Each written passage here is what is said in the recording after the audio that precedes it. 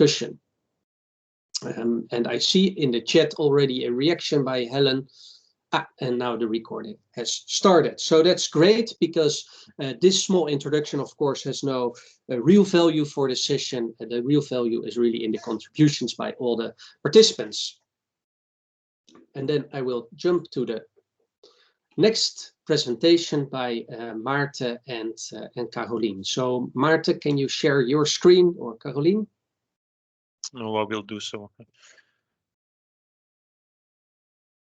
All right, should be the case by now. Good morning, all. If yes, not, good morning. Please shout out. No, so from our side, it's an introduction, but I try to give it some spice and to set where the challenges are from a positive energy district. I firmly believe that the neighborhood approach or a district approach is really, how you say, a key enabler in climate and energy policy and energy transition, both on local level, but also on national level, and also now in the European policy, it's coming more up to the forefront. Very quick on the EnergyVille VITO collaboration, where the team from VITO that Carolin and I are part of. So we are working together with, well, we are VITO employees, but we work together with KU Leuven, IMEC, and University of Hasselt in the EnergyVille research. It's quite, how to say, an interesting collaboration, as we are together around 300 researchers really working on the energy topic, which is very broad, from smart power grids to strategies and markets, energy yield forecasting, and so on. So we are part of the buildings and districts unit within EnergyVille. Just to set one example of the climate and energy challenges that are ahead of us is only focusing on the built environment. And this is an air picture of one of the cities being shown later. For those that recognize it, 10 points to you, but you will notice later. So basically 95% of the building stock needs to be renovated from a deep energy retrofit perspective by 2050. That's an enormous challenge. That means around 100,000 renovations a year. We need to more than triple the renovation rate what we are doing now. So that's a gigantic challenge. That is one. Second, we also see from studies that actually almost half of the Flemish households are able to finance these renovations. And so, of course, we can say, well, half can't. So there we have to put measures, and I completely agree. But it also means that people that can finance it, the barriers are other than financing. And I won't spend too much time on this, but I want to point out one thing is that with the COVID crisis, it's only now that we start realizing, and even it is even neglected on some political levels, the impact of health in schools. You're sending your children to buildings that don't have proper indoor environmental quality. That is not only a risk for a virus spread, but it's also an impact on their learning performance. We did once calculations that if you have proper indoor climate in your schools, your learning performance of your pupils is up to 2 to 3 weeks more a year. So that's quite an impact. The same counts, of course, for your productivity in your for employees and so on. So we should focus much more on unburdening those. And I think there the local level, the cities and municipalities have a crucial role in unburdening, because there is a very high level of trust still there to go. And the last aspect is people that have the money, they have to also get a kind of a investment perspective on where they go to and if their building is future-proof. That's just an introduction on where the challenge on the renovation lies. We do see that on the European level, this challenge is being picked up by the renovation wave. I saw a speech of Timmermans, the vice president of the Commission. He said, for me, if I have to combine the climate challenge and the economic crisis, the main initiative we have there is the renovation wave. Because with renovation, we tackle the climate challenges, but at the same time, we create a lot of economy, we create a lot of employment and so on. My manager is contacting me. So what is there in perspective on the renovation wave? It's focusing on the transformation of the existing building stock as a top priority, as mentioned. And at the end of this year, there will be a revision of the main legislation on that aspect, going for stronger regulation standards and information on the energy performance of the buildings. One aspect that will be discussed for sure is the setting of mandatory minimum energy performance requirements when you sell a house, for example. The webinar of today is about soft measures, so this is clearly a hard measure, but then the soft measures coming are energy performance certifications, which have a better, how to say, which are better adapted to the end user. Also, very clear link with the financing available for the recovery of the European Union and the renovation wave, increasing capacity and creation of new green jobs. And if you ask me, actually the major challenge of the building stock is not the financing aspect, but it's rather, do we have the people to do so? That's one. And second, are these people sufficiently skilled and qualified to do this, to get this challenge of getting low energy or zero energy buildings? And the last, and that's then going broader, and that's inside of the webinar of now, can we expand this for more sustainable construction products and services overall? And then here I want to point this out.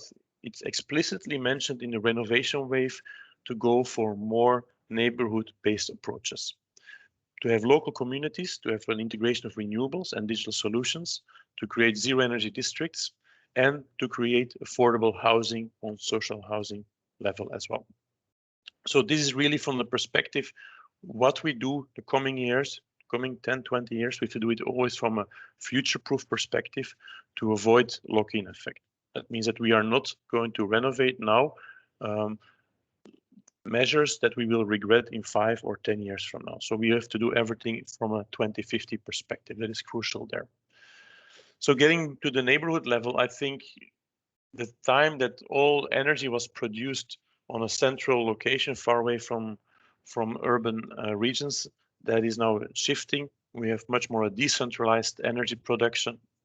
Same counts for approaching individual building renovation. We have to go for a much more aggregated renovation approach. And from that perspective, the neighborhood or district level is really a very interesting level. You have, first of all, you have an aggregated renovation, but the community from your neighborhood is a very strong mechanism to play with. And neighbors have a very large impact on what you do as a measure. But from a technical perspective, we have both on heating provision to district heating or the electricity arrangement like smart electricity grids. Those are all playing on this neighborhood level that we need to take into account. And if we go then a step further, we see that on the European level and also quite a lot across Europe, we see the importance of positive energy districts or positive energy neighborhoods coming up. And what I just want to point out here is the complexity of this. So if we want to bring a neighborhood or a district to a positive energy level, there is a lot of definitions we can give. We can say all the used energy needs to be produced locally, or we have to include renewable energy from outside the neighborhood boundaries. But what I want to focus here is that it's a combination of bringing your buildings to a more energy efficient approach. At the same time, include your local renewables, have an active energy management, grid interaction. With grid interaction, we mean provide sufficient flexibility that you can react to the needs of the grid, and that it's not only the grid supply that is adapted to the demand, and include a circular approach. And this we need to link with what is the need of the energy system, but also what are other sectors. We see more and more electric vehicles, electric mobility, how can they act and interact with buildings, with neighborhood levels and so on, but also from the nearby industry. Is there excess heat that can be used to heat our buildings? And all of that, of course, is not possible if we do not have proper boundary conditions from a legal perspective, a community building perspective, business model, and so on. Very clear example on the legal framework. Can I have a shared battery, for example, with my neighbor? Can we have a district battery system, for example? How does that work legally? How does the ownership of that works out? So these are questions we need to focus on the coming years on research level, but we are working a lot with industry on these aspects, and we notice that industry is picking up on this very much as well. Just to point out what the role of VITO EnergyVille is in here is that we have both a top-down and bottom-up city support planning. We do this as good as always together with private actors, study bureaus, technical advice, consultants, and so on. So either we focus on a very specific technological urban energy planning from a neighborhood level solution. So basically we point out what is the most optimal balance between renovation level and foreseeing of technologies, inclusion of technologies both on building level and on district level, or we go for a very broad high-level approach where we guide municipalities on climate action planning. So that is basically climate and energy roadmaps. So for that we have several tools. I won't go there in detail, but that is for later as well. And my last slide, and then my colleague Carolin will take over. It's if we see the climate action planning at a local level, we do notice that most often scope 1 and quite often scope 2 of greenhouse gas emissions are taken into account, which means that it's what energy is being consumed by the buildings on the city boundary, what waste is generated and disposed, what transport is being used between the city boundaries, and how do we import grid supplied energy, what is the renewable level from that aspect. And the broader scope is like what are the other direct or indirect emissions, and hold the story of the circularity. That is quite more difficult to take into account. But luckily for that, we have a key expert on that topic, and that is my colleague then, Carolin, who will talk about that. Thank you. I will stop sharing my screen, Carolin.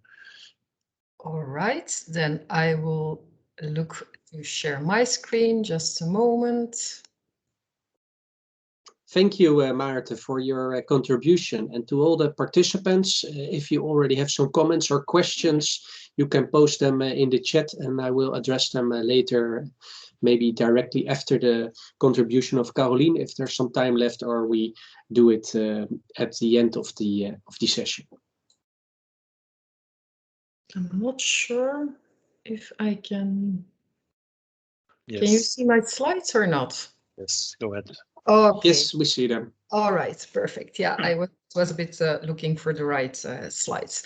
So yeah, good morning to you all, and thank you for the kind introductions. I'm Carolin Spirinckx, and I'm one of the project managers within a team that is dealing with sustainability assessment, sustainability evaluation, and therefore it's really a pleasure to take over from Maarten here and try to explain that sustainability is more than just energy. And we think, we are actually convinced that the local level is and will become even more important as a playing field to tackle sustainability issues, or at least to be an enabler in the transition towards a more sustainable built environment.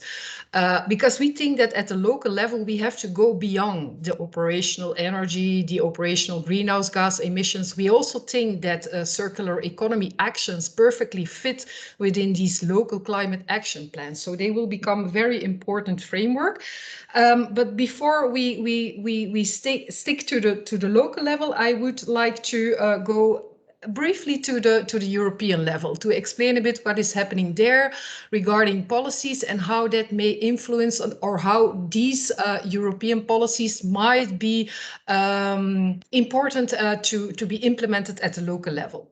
When we look at the European level and the European built environment, we see that it consumes a lot of energy, and more specifically 40% of the energy comes from the built environment, and directly related to that 36% is contributes to climate change, which is pretty much besides energy and climate change, it also produces a lot of waste, 33%, and 30% of the raw materials are used by the built environment. And so the Commission was aware of these figures, and they said, it's important that we have to take action. However, we need some focus. We cannot cover everything at the same time. Let's focus on energy, and that's what they did, energy and climate change. So they came with you might know it, the recast of the Energy Performance Directive, saying that all new buildings should be nearly energy buildings, and the little amount of energy that they still need should come from renewable resources.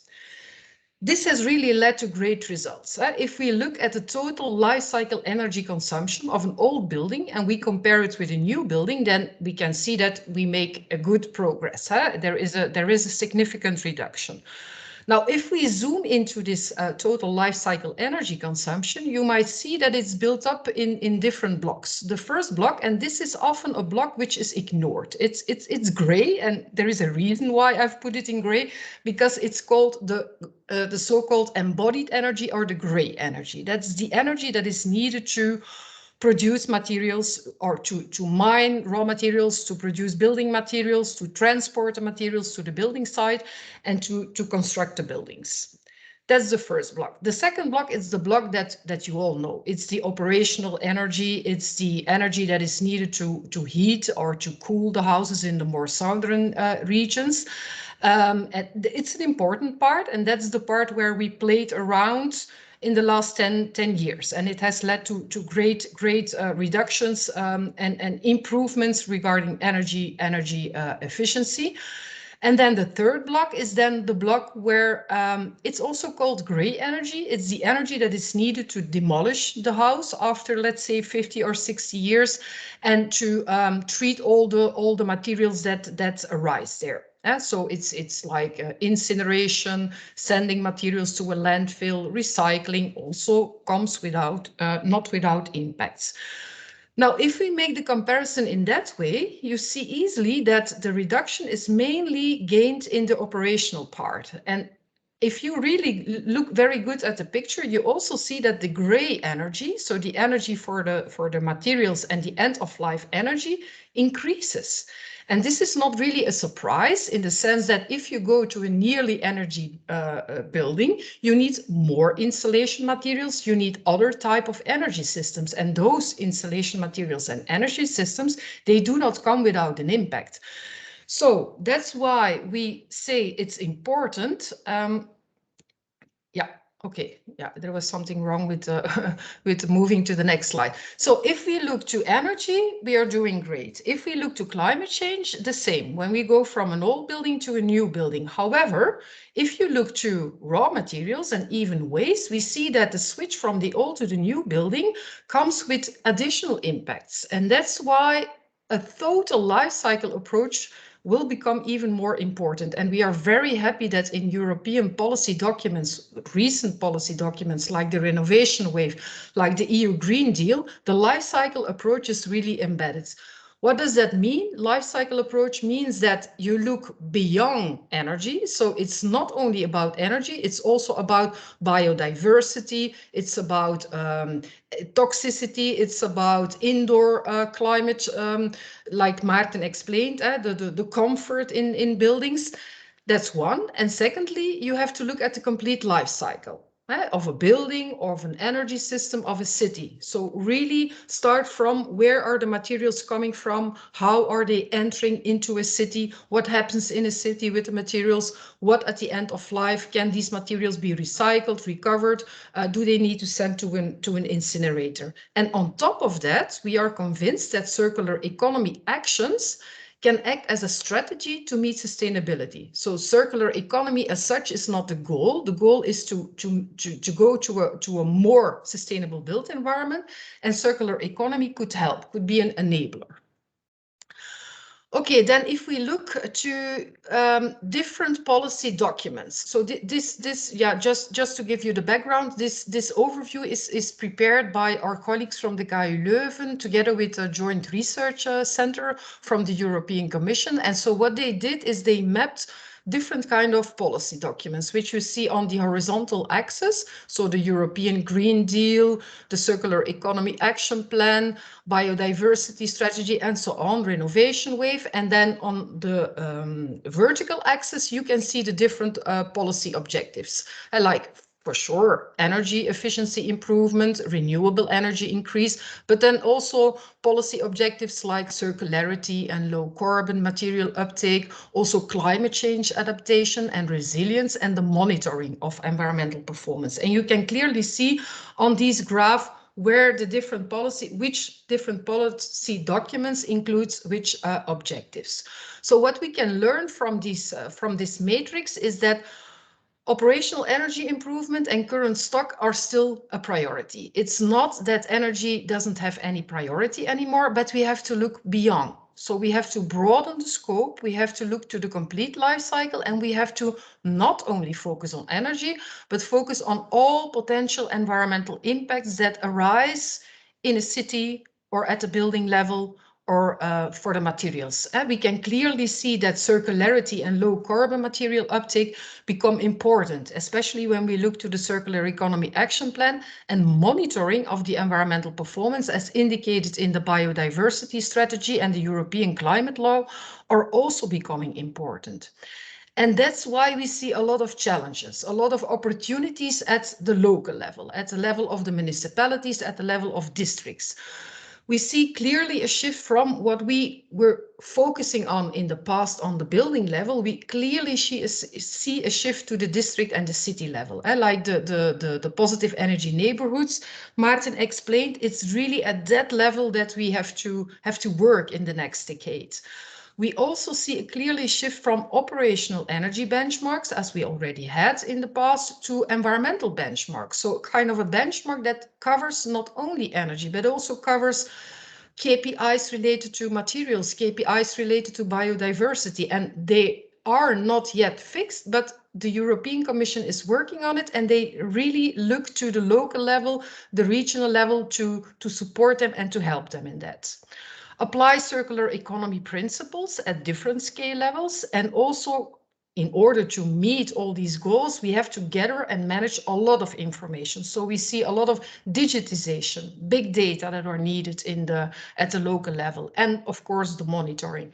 And last but certainly not least, the engagement of all actors. This is not only a story of VITO, of technology developers. It's not only a story of the city itself. It's a story of people living in the city, policymakers, research, industry. We all have to work together.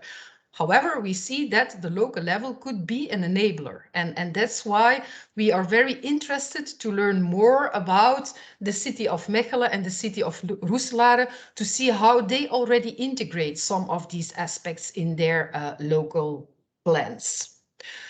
I have to apologize now because I need to go to another webinar to give a presentation, but I guess my colleague Maarten will keep on joining this one, but you can see my contact details over there, and if there are questions after the webinar, you can always contact me. Thanks a lot. Thank you, Carolin and Maarten, for your very nice contribution and giving a little bit more of the background of where we are and where we need to go, and especially, of course, the focus, broadening it up a little bit more from only this energy perspective towards environmental aspects. And I already noted some questions for Maarten. If there are no questions coming up from the chat, we can have some discussion about that.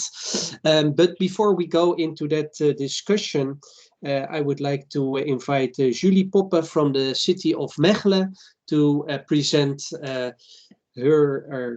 to give her presentation on how the city of Mechelen is handling this topic.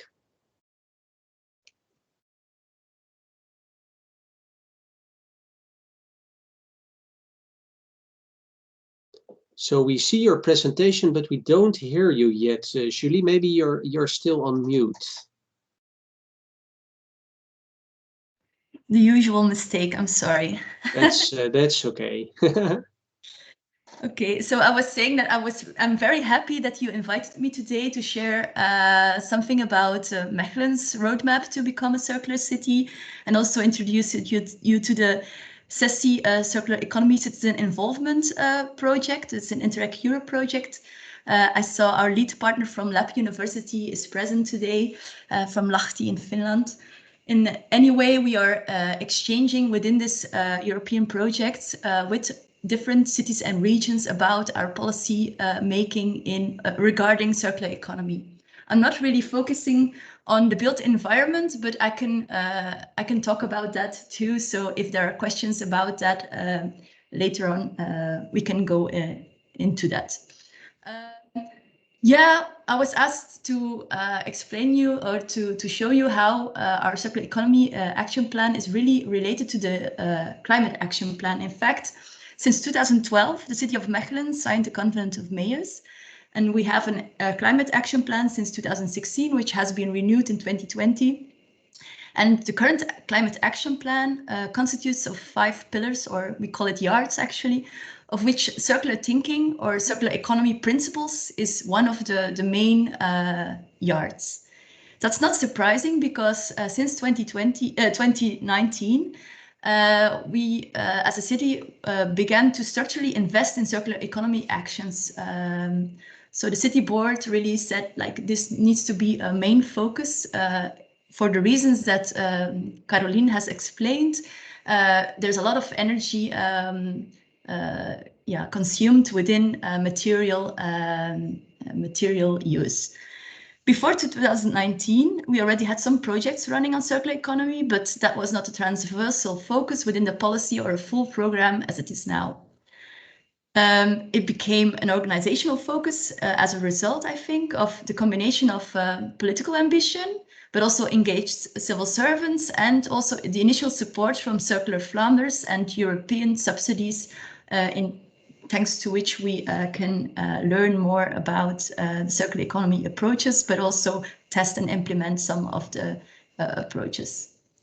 So within the policy agreement of 2019, there were 2 explicit foci on circular economy. One was the creation of a circular economy hub, or a physical location where entrepreneurs and starters experiment and work together to foster the future-proof low-carbon economy. And the other was about the creation of a strong network around the topic because Mechelen has the right expertise and a lot of bodies or authorities and a good mixture of stakeholders within the city which are very active within circular economy.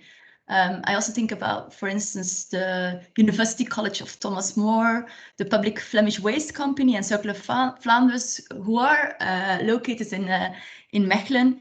And we also house different really engaged citizen collectives and innovative entrepreneurs who are pushing the circular economy forwards in Mechelen.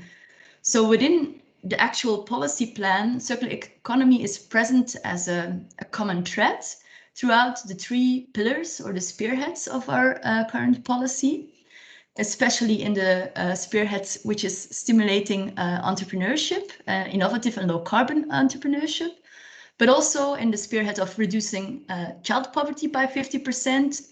I think of specific projects, for example, such as closing the digital gap through a laptop library or supporting baby gear libraries to provide families living in vulnerable situations access to qualitative baby gear. This is really implementing a neighborhood approach, this kind of projects.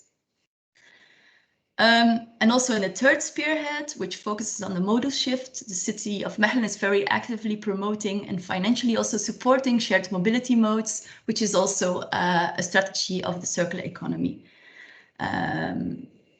Now, in a kind of a collaborative co-creation process with different city departments, we established an internal circular economy management vision or a roadmap on how we want to foster the circular thinking as the 5th pillar of the climate action plan.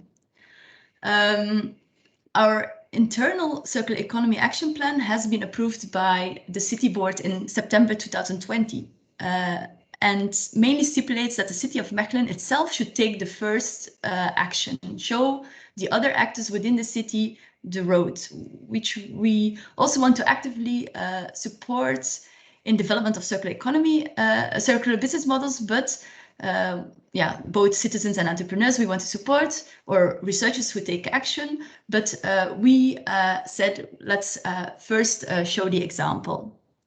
So the first 3 strategic actions of our action plan is that we want to focus on valorizing our own waste and rest streams produced by the city.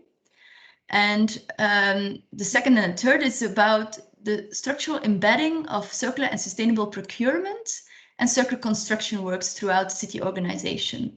So this is related to the built environment. We say that we actually want to look at all of the circular, to foster circular principles within every construction within the city. to show that Mechelen wants to be a front runner, setting the example and thereby fostering the circular economy transition, our mayor signed the Circular Cities Declaration as one of the founding cities signatories, excuse me, in 2020. And we are now part of this network of European cities which share insightful information and good practices regarding all of the city's specific roadmaps towards becoming a circular economy. We have stated that because we want to set an example, that we want to lower the consumption of resources by 2030 by 50%. That is the goal. Now, I can give you some of the examples of projects in which we invest to set the example. For instance, the city gives the coffee grids that we produce within the offices to valorize it as a resource for oyster mushroom production to different entrepreneurs who want to work on this in a bio incubator. This is just exemplary. The first city, we are the first city, I think, which tests a reversed logistic business model to recycle the diapers from childcare facilities in the future. But also our offices, for instance, when we started the renovation of our offices, we collaborated with nearly new office furniture, which recovered 40% of the office's furniture to make new refurbished furniture. And 6 of the city buildings have an agreement for 10 years with the provider for light as a service, in which we asked also for a plan, an approach for the lights and the fitting for after these 10 years. What are they going to do with these materials when it needs to be repaired or replaced? In the sales guide for the old public library, maybe that's a good example because it concerns the built environment. Our former public library, we put that on the market for sale because it needs to be repurposed towards a residential area. And within the tender, the city stipulated circular construction measures for different phases of the construction, from the partial demolition to the construction for reuse and possible repurposing in the future. As such, we want to push the construction economy further in its transition towards the circular economy construction. If you want to learn more about these specific cases, you can visit our website and look also into webinars specifically, for instance, on that case, recordings. But we really realize we cannot become a circular city by 2050 just by setting the example. We need to join forces with all of the stakeholders within the city, whether it are financial institutions, citizens, companies and entrepreneurs, or students, researchers, and all of the public institutions present within our city. So together with representatives from all of these different groups of actors, we are now working on a joint integrated circular economy action plan. One is really the general joint action plan regarding circular economy, but also one very specifically focusing on citizen involvement, which is the topic of the CICI project. So the general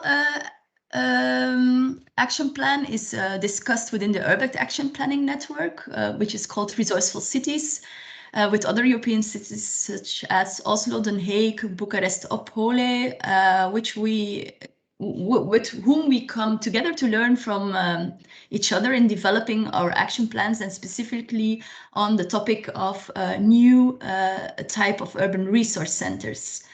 So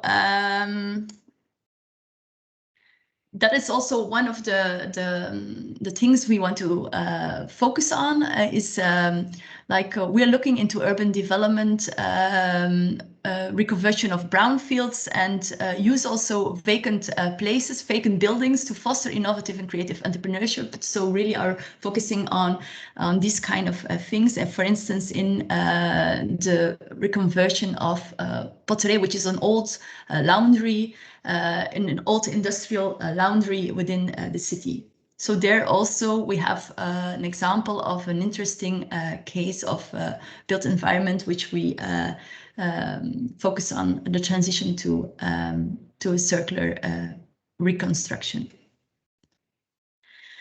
Besides the general action plan, we also need to make a specific action plan with focus on citizen involvement, as I said, for which we have stakeholder consultation with social organizations and citizen collectives within the city of Mechelen who undertake circular action.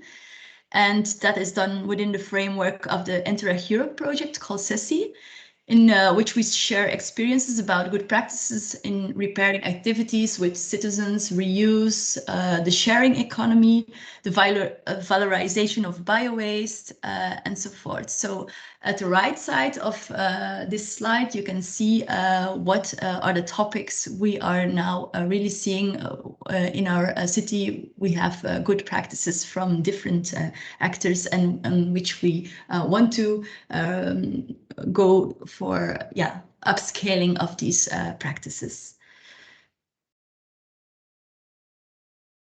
CESI actually built further on a project called Stroom, which was an action research project going on in 2018-2019 in one specific neighborhood in Mechelen, in which we wanted to find out what the everyday citizen in Mechelen is open to regarding circular consumption, and how we need to develop the circular economy also with a focus on the citizen involvement, because we asked people how they see their built environment, how the future needs to look like, and how they want to make their neighborhood nicer and their life easier.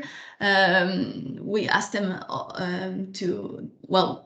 there were different topics that we explored, for instance, from food and consumption until living, the living or the built environment. Now, we immersed into the social fabric of that neighborhood to explore circular solutions to everyday needs.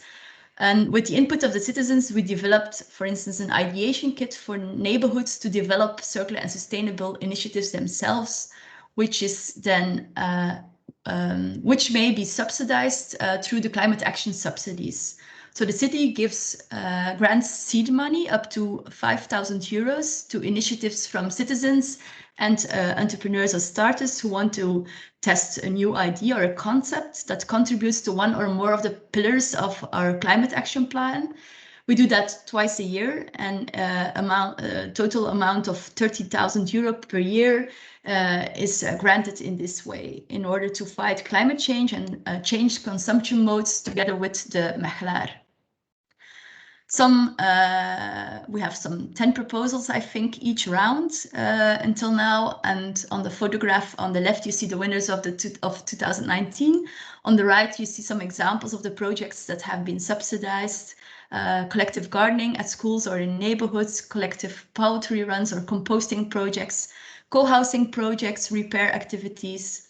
For instance, there's also a makerspace, which builds plastic shredding machines to make new items from plastic waste that we subsidize. This subsidy already exists since 2016, and I think it's a good soft policy instrument to foster collective climate action and the circular economy action plan. Now, we also focus on the creation of circular economy businesses and jobs for people with a distance to the labor market. We calculated that in Mechelen, some 5,000 to 8,000 extra jobs can be created thanks to the circular economy, of which 1/4 of the jobs are for people with a distance to the labor market. So that is also a specific project and focus that we are working on now. And yeah, we also want to involve everyone. So we really are working on storytelling and bringing, inspiring people within Mechelen to to join forces.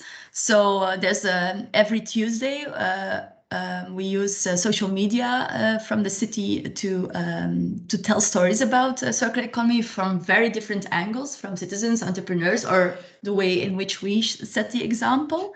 There's also the website. Julie, Yeah? sorry to interrupt. You have another last 2 minutes, please. Yeah, Okay. I'm ending actually. Okay. Oh, great. Yeah. Thank you. So I just wanted to highlight the website, and we are working on webinars, events, real content on circular strategies such as reverse logistics, open-ended and modular design to feed action takers with knowledge. And also, that is the last thing. We are trying to measuring progress in terms of shift in perception, attitudes, and knowledge and action of stakeholders within the city through a collaboration with the Thomas More Research Unit. We have launched a circular economy survey for our region, and we are going to do this again in next year and 2024 in order to see the shift in the circular economy progress as from the part of the companies and the entrepreneurs. Now we are together, for instance, with Niels, who is the next speaker, in a working group also on how to measure the circular economy, or how to monitor what kind of indicators we need to use. So really in the process still of trying to formulate this on the Flemish level.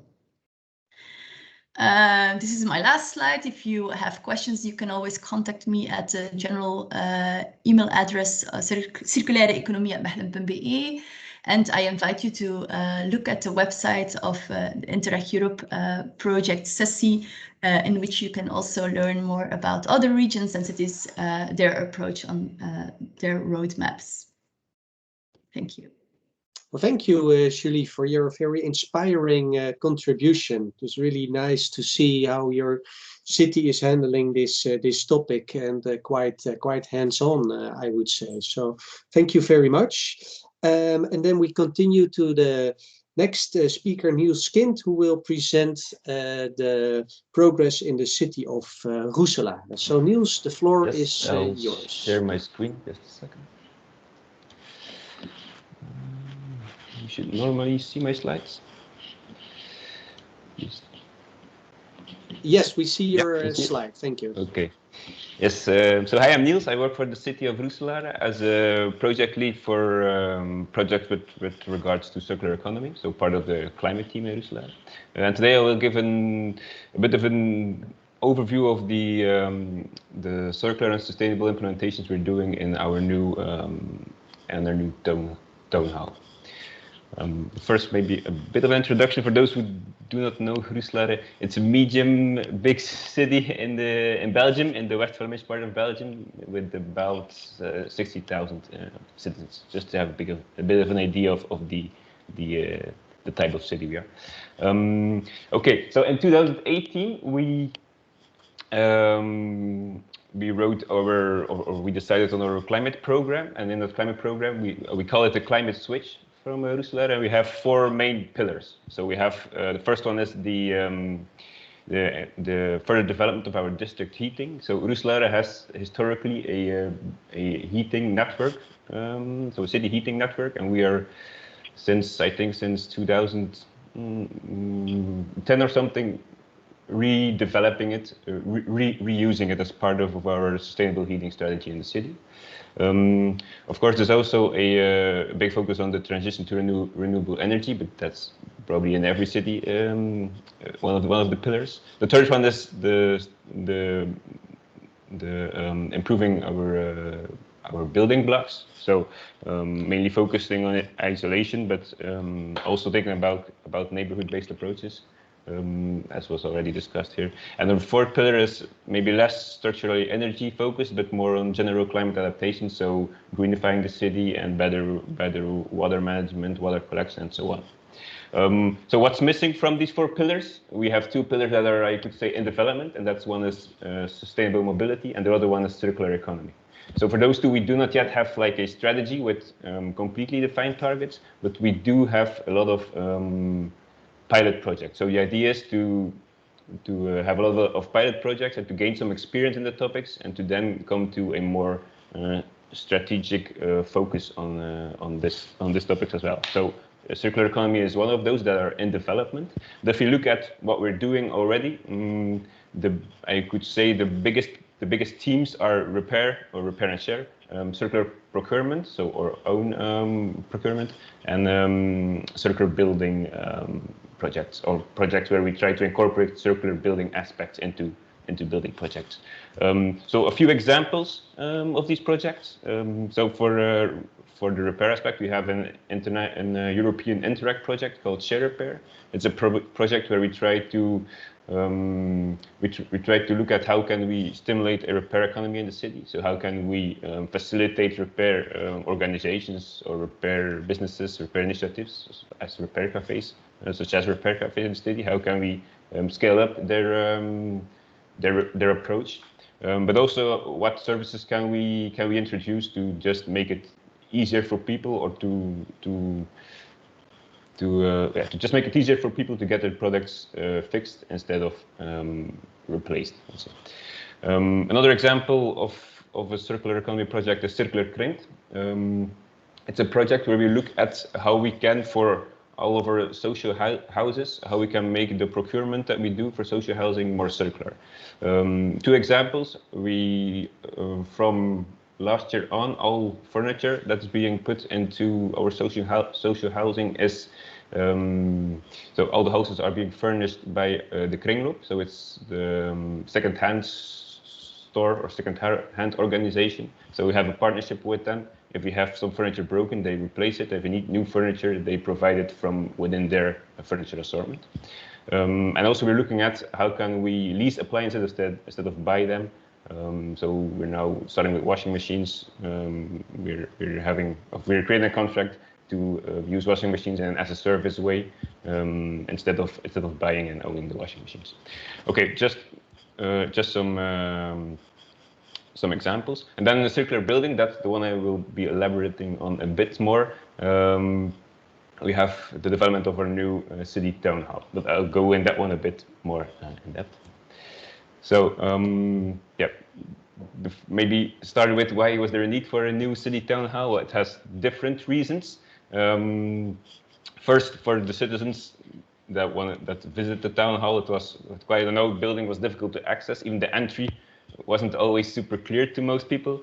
It has weird circulation. The spaces are not really adaptable, so we're kind of stuck with what we can do in that building. So it's a bit limited. And for the staff members, well, it's again, the layout is not super inefficient. It's a mix of different buildings that merge into each other. It doesn't stimulate cooperation, and there are also some psychosocial aspects, like there's limited daylight. There is the air quality isn't great. It's what has been told in the beginning, like the air quality in schools and stuff. That's probably the same thing that happens in our town hall. So if you want to stimulate our productivity, we should think about redeveloping it. And also the building itself, energy-wise, it's really quite inefficient, and it needs some big investments into the technical installations and to the building maintenance. So it was decided to go for a new town hall, but new, not completely new, but I will come back to that. Just a second. So the design team for the town hall is a partnership between B Architects and Architecture Bureau Bressers, which are or have a specialty in like heritage buildings. And they're supported by design and consultancy agency Arcadis, and for all the landscaping we work with a local Roeselare landscaper, Arne De Groote. I'll start by giving like a visual overview of the project, so you have an idea of how it visually looks. So what you see here is the entrance to our new town hall, as it will look in 2024. So it's planned to be delivered in 2024. So on the left here you see the old historical part of our town hall, and the right is also a historical part of the town hall, but that's built a bit later, is the Belfort. You see that we create some kind of new passage between these buildings, because now they're a bit merged into each other, but it's a bit weird. So we will create a passage and keep these buildings as, again, two solidary buildings. So this is the entrance for the Stadhuis from the market square, if you know Roeselare a bit, but from the market square, so the big entrance. Next slide. So this is another view from the back. So here you see again, this was the historical town hall that you saw on the previous slide. So this is part of the new building. So as you see, we will build the new part after the existing historical town hall. And here you have also a passage or gateway through the inner part of the building. There we go. So this is a visual representation of the inside of how it looks like within the building block. So as of today, this is all fully built with other buildings. So we will greenify the site, let's say. So a lot of buildings will be removed, and we will create this open courtyard garden place that's both accessible to employees, but it will also be accessible to the public. So we have like a bit of a green space inside of the city town hall that's accessible to everyone. Okay, so that's a bit of an overview. Here you can see the a bit better. So to fully understand it, this was the old historical part, the old Belfort, and this is the newly built part of the town hall. Yeah, okay, so old, new.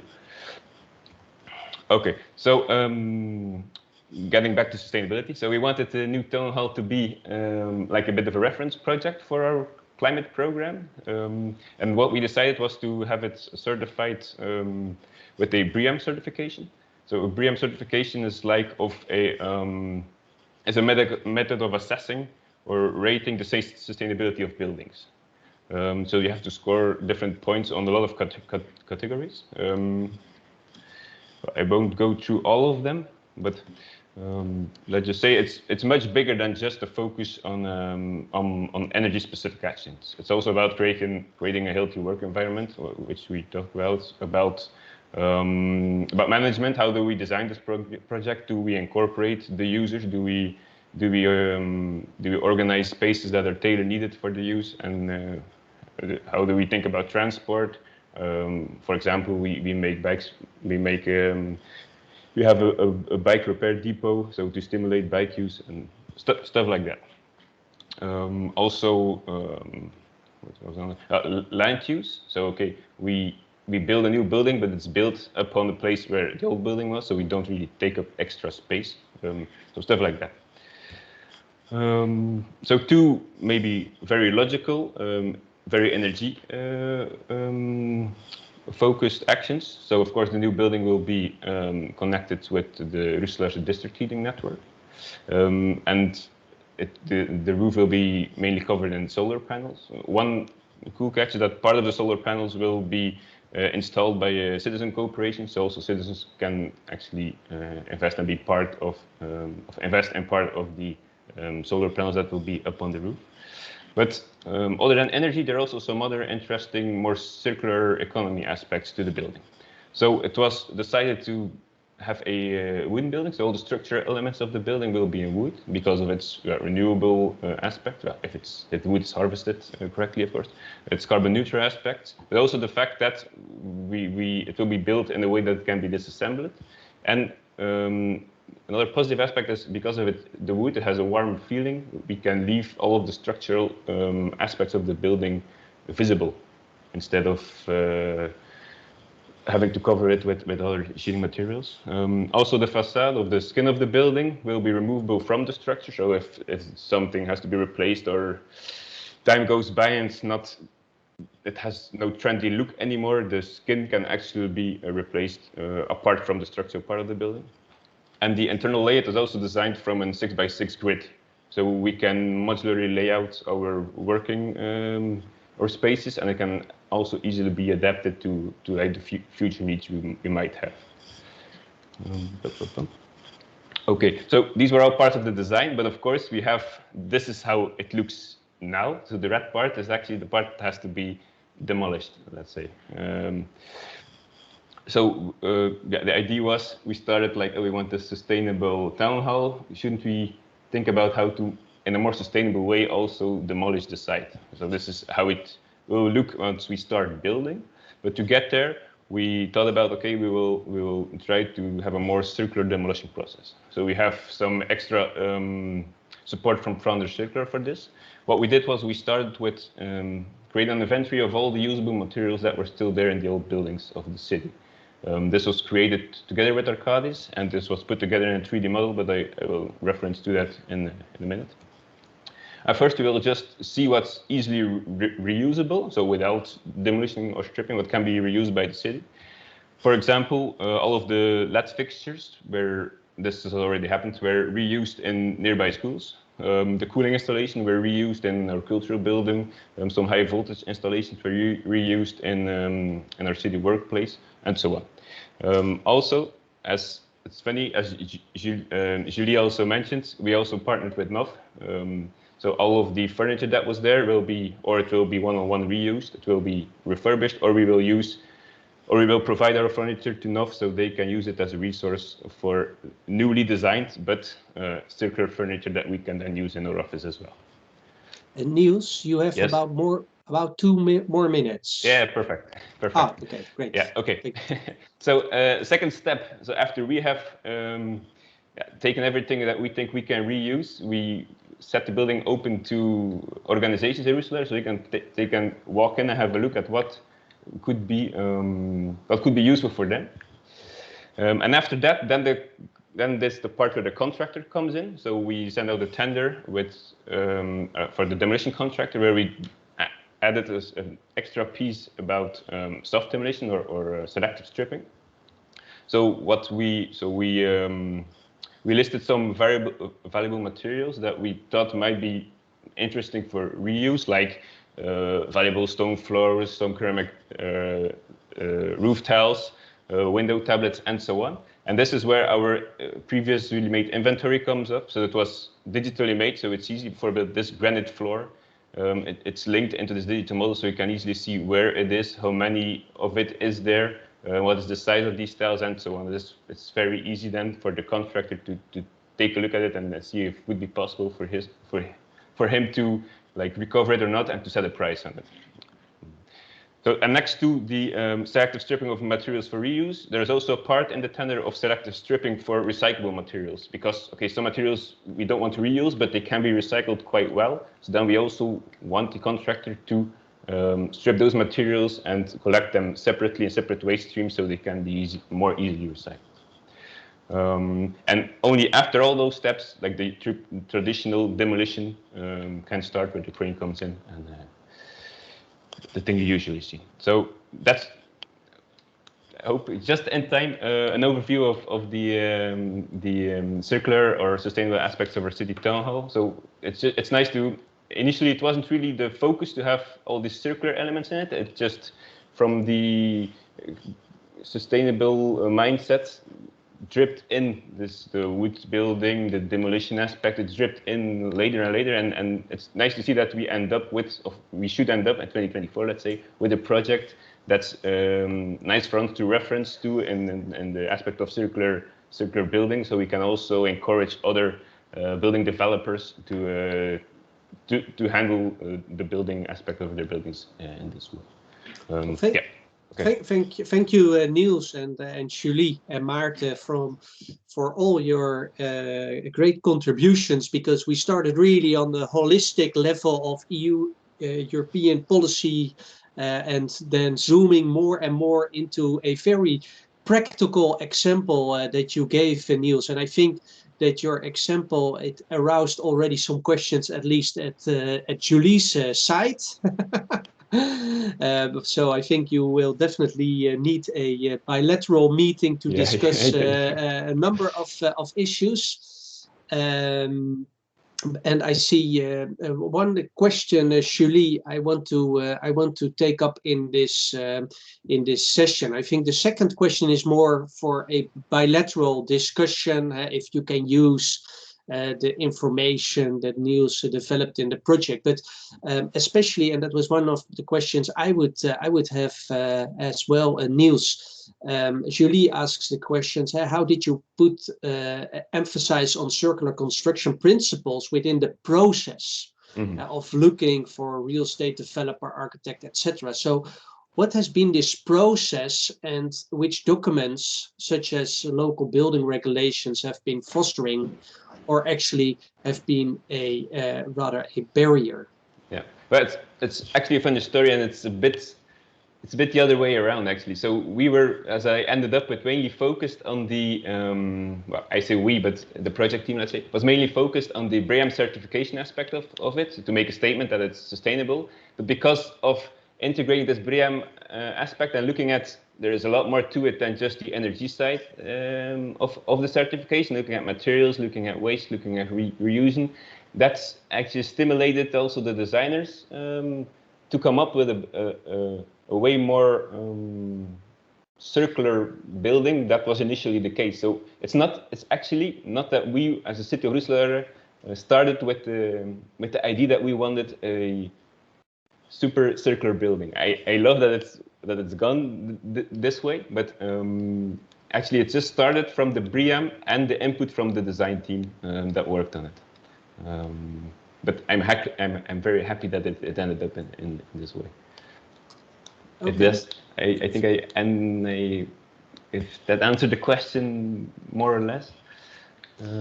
Maybe not into detail, but well, I think it answers part of the question. That we know that tools like BREEAM or LEED, they really contribute in making a step towards sustainability in the development and design of buildings.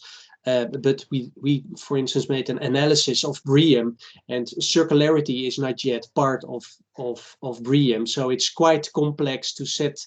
That was a question I have as well. What was your circularity ambition in this project? Yeah.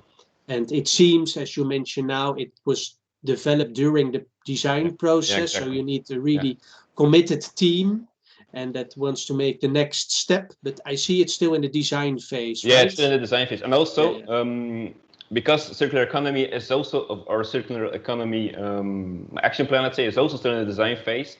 When the design of the town hall started, circular economy wasn't really yet a big pillar in Roeselare, but now we're seeing it taking off quite heavily. So it's kind of it pulls each other forward. Yes. Okay.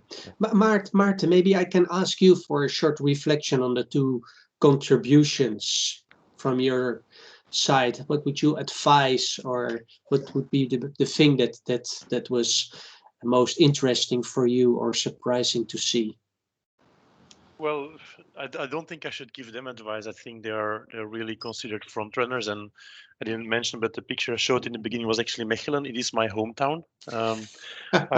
I've been living there my first 20 live years, and as life goes, then you go ahead. But I have to say that since I left and around 20 years ago until now, the city of Mechelen really had an enormous transition.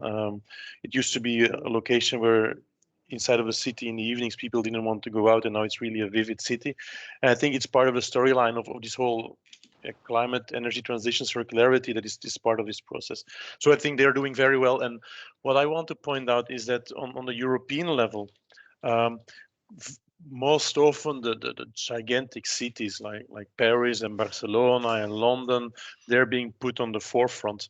But I also see from the European perspective that actually they want to put more attention on the mid-sized cities, as Mechelen and Roeselare are perfect examples for. So for me, if I then go to the holistic vision, I think Mechelen and Roeselare are excellent examples for Europe to show, and so I would invite you to even communicate more on this as well. Thank you. You actually showed one of my first projects I did at Zuid University with the renovation in Kerkrade, of all places. So I think there's a lot going on in the rather smaller cities and regions that are not yet picked up by Europe, as you mentioned. I completely agree with that. Yeah. I see some actions in the chat. Waldo Galle, he already reacted to Julie that there are already some forms you can use for the inventory of materials. I see that you have quite an ambition of 75% of reuse of construction materials. That's, I think, expressed in mass or in one other environmental indicator. Mass, okay. Okay, thank you. Maybe to both Julie and Niels, what do you see as biggest hurdle or barrier if you want to make this transition towards a circular economy? Maybe I can start by Niels. Sure. Yes, okay. please.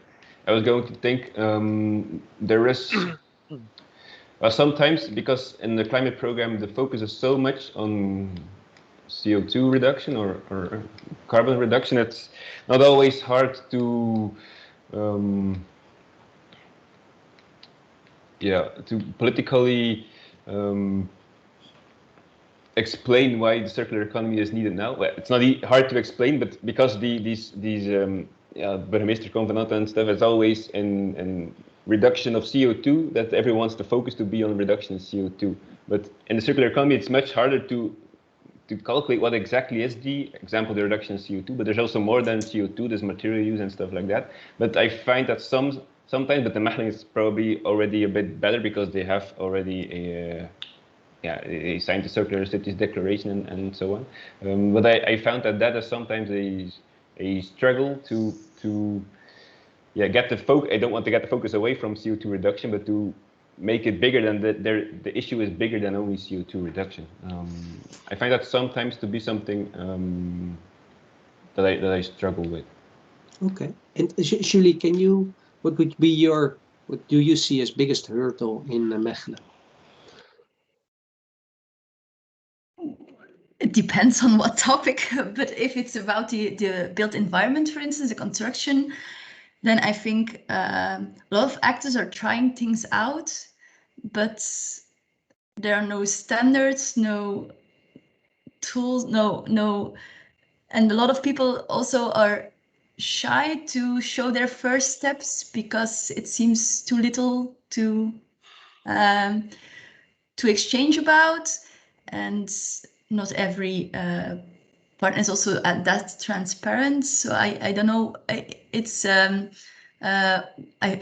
my feeling, we are a lot of people are willing to, but are now doing the same things. So how can we accelerate this process?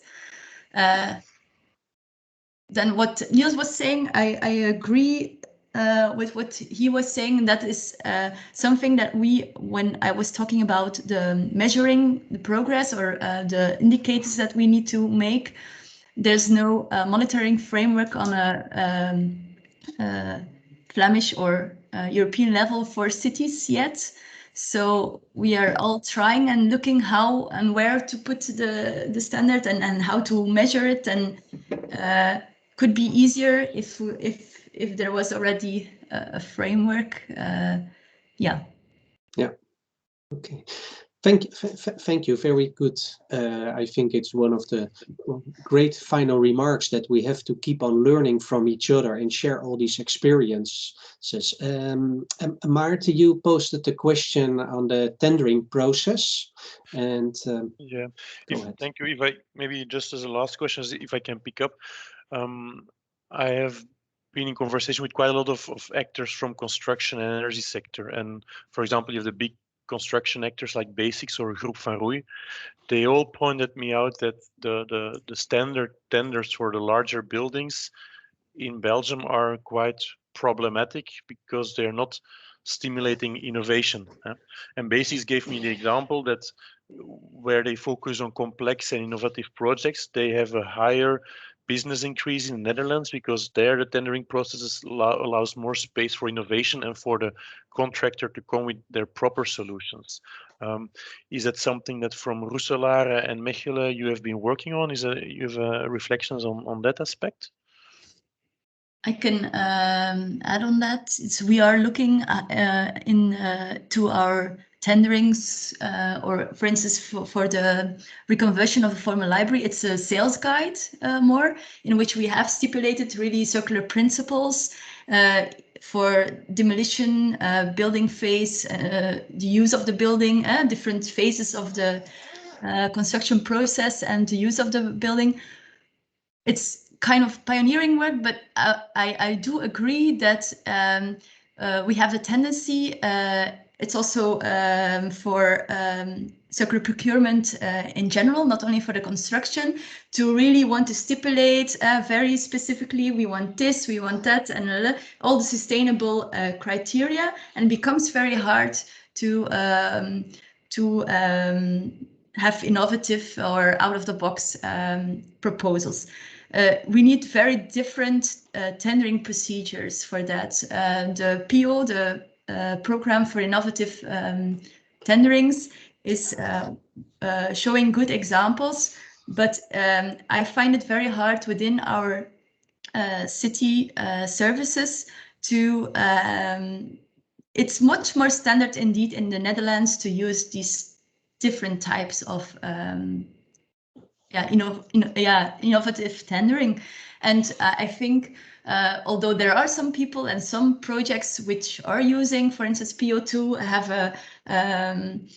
to have a different approach, it's just ad hoc for one project, but it's not yet within the whole of the system. We need to really change that. I do agree.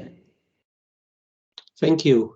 And Niels, maybe a short reflection from your side. Then I agree as well.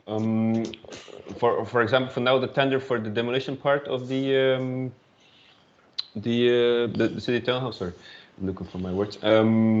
But it's still a we still have to learn from it, because it's not yet done. So we'll see.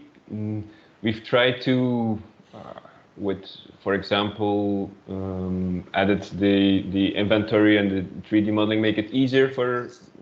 What we want to do with the tender was stimulate the existing demolition companies to focus also on the soft demolition part of it. So, and the question is now, will we succeed in this or not? So it's still something. Yeah, it's not demolition yet. It's not, the tender has not been given yet. So we'll have to see and have to learn from it as we go. Thank you. And then Julie, I think it's a very good remark. Of course, the circularity is not in every project the same. It's a very broad topic. There's a large variety as well in the definitions. I think there are at this moment over 200 definitions of a circular economy. And so having already this broad scope, and then you have to zoom into what is circular for me or what is circular for us in this project. My background is actually in the Dutch construction sector, and it's fascinating to hear that you say that the Dutch is already farther ahead in the tendering, because in my research projects I've conducted in the past years, we see that the tendering process and the legislation and regulatory framework is still one of the biggest barriers for really making the next step in the field of circularity. So this is really something that we should be handling, I think, overarching within Europe. So I think two very important points is this tendering regulatory and legislation framework. It's really important. Maybe this system change is needed, and sharing of experiences and learning from each other's experiences is really important. And I'm very happy already that we did this session with all your contributions and this discussion, so that we already could learn from each other. So with that, I would like to thank all of you, especially the speakers, Julie, Maarten, and Niels, and as well the other participants in this session. And I would say let's keep in contact over the coming time to make the next step in the field of circularity. Thank you, and have a nice day. Bye.